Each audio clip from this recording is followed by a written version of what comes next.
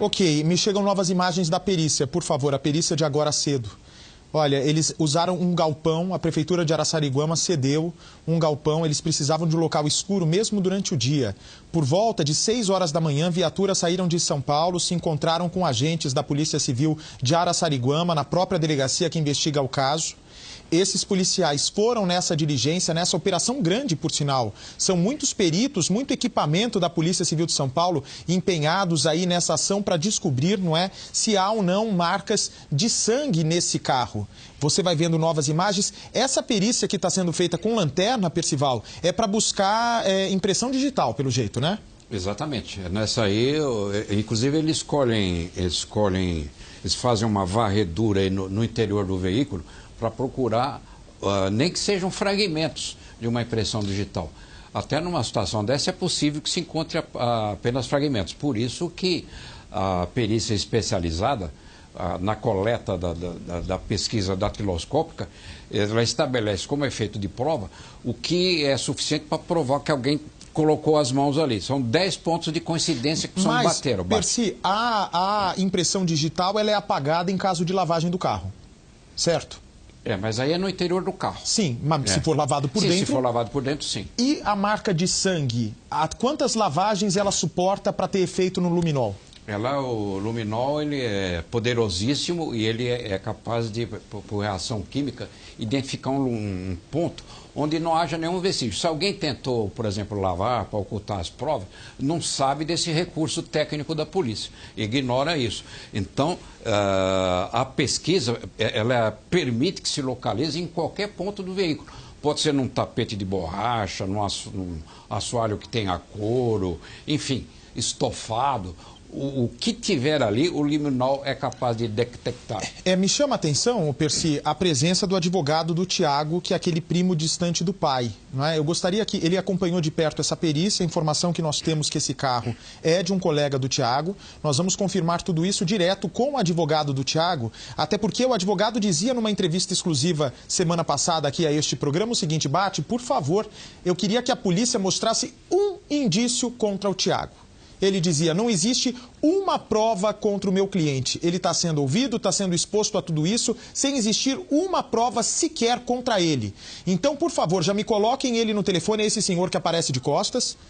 Dr. Glauber está no telefone comigo já? Mais uma vez, vou conversar com o Dr. Glauber exclusivo aqui para todo o Brasil, com o nosso compromisso de ir a fundo nessa informação. Percy, te peço só mais um instantinho antes de você trazer esses dados da perícia. Dr. Glauber, me ouve? Boa tarde, amigo.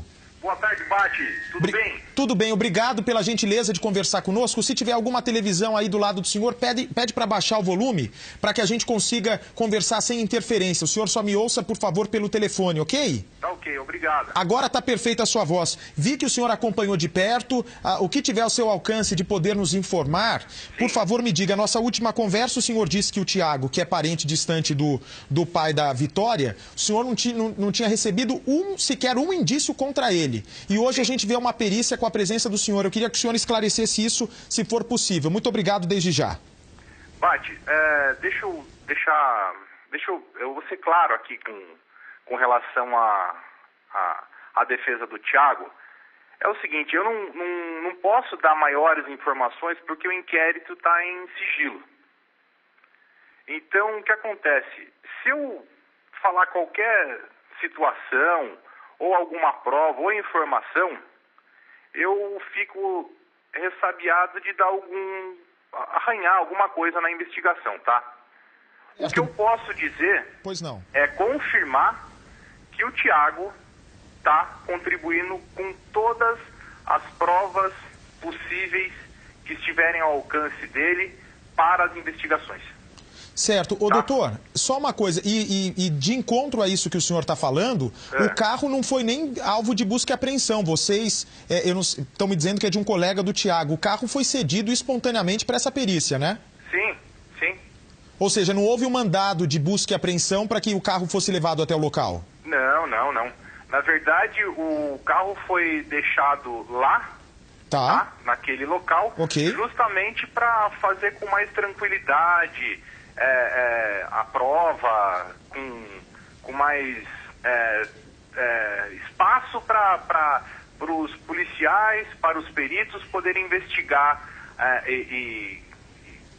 investigar direito o que tinha dentro do carro, colher prova digital, etc, etc. Certo. Doutor Glauber, o senhor, se não puder responder, o senhor me fala, Bate, desculpa, isso eu não posso responder, que nós vamos entender perfeitamente, ok? Tá. Mas me cabe fazer as perguntas e cabe ao senhor dizer se pode ou não responder. Eu deixo o senhor bem à vontade.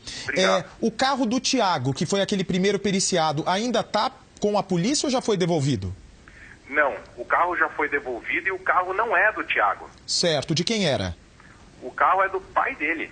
Ok, o carro era do pai.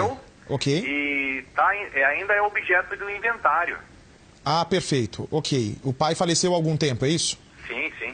Ok, uma outra pergunta. Como o Tiago está reagindo a essas suspeitas? Ele ainda prestou novos depoimentos? Ele se mostra apreensivo? Ele tinha contato com essa menina? O que o senhor pode me falar sobre como está o seu cliente hoje?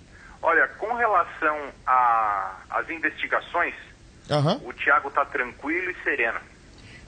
Agora, com relação ao efeito da publicidade que foi dada com relação a ele, certo, ele está acuado. Vocês já pediram até para que eu ajudasse a fazer uma entrevista com ele. Eu queria muito ouvi-lo. Não é o momento. Certo. Tá?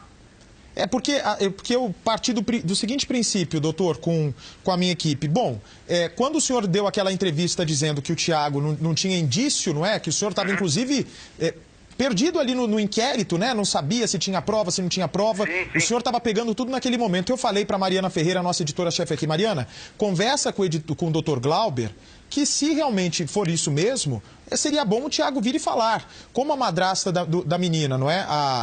A Dona Maria, mostramos aqui boletins de ocorrência, não é, que mostram suposto maus tratos contra a menina em 2012, ela veio e falou abertamente. Eu acho, não é, que se realmente o Tiago não tem culpa em tudo isso, se ele está sendo, na verdade, vítima, não é, tudo por engano nas costas dele, essa acusação, na verdade ele foi colocado como primeiro suspeito. Eu acho que ele deveria mesmo vir aqui a público e contar, mostrar a cara e falar, olha, errei na vida, como foi o caso dele, paguei por tentativa de abuso no passado, fui condenado, estou restabelecendo minha vida, trabalho de maneira honesta e não tenho nada a ver com isso. Então, o que eu quero deixar aberto para o senhor?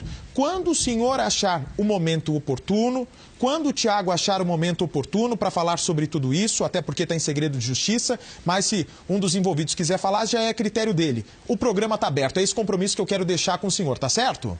Obrigado, Bate, pela oportunidade. Por favor, nem precisa agradecer. Quando chegar o momento, perfeito, eu entro em contato com vocês. Perfeito. Estou dando a minha palavra. Meu objetivo aqui, o objetivo do Cidade Alerta desde o início, é fornecer informações e com o compromisso do jornalismo investigativo que o Cidade faz há tantos anos, é buscar novos elementos aí que possam, inclusive, ajudar a polícia nesse caso, que já é de interesse comum da sociedade. Muito obrigado, doutor. Vocês estão de parabéns, Bate. Muito obrigado. Obrigado, doutor Glauber, pela gentileza de mais uma entrevista ao Cidade Alerta.